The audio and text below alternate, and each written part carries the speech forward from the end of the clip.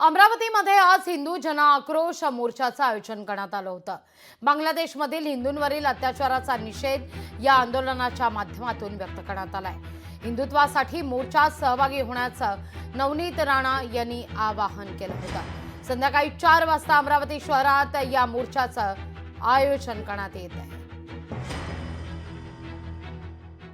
बांगलादेशमध्ये जे हिंदू लोकांवर अत्याचार जे करण्यात आलेला आहे त्याचे निषेधार्थ आज जयस्तंभ चौकवरनं आपले सगळे हिंदू लोक एक होऊन त्या चौकावर उपस्थित राहून जे बांगलादेशवर ज्या पद्धतीने बांगलादेशमध्ये हिंदूवर अत्याचार करण्यात आलेले आहेत ते थांबवण्याकरिता त्याचा निषेध करण्याकरिता आपण सगळे तिथे या संध्याकाळी 4 वाजता आणि या निषेधार्थ रॅलीला हिंदुत्व म्हणून हिंदू म्हणून याचा निषेध करण्याकरिता मी तिथे जाणार आहे।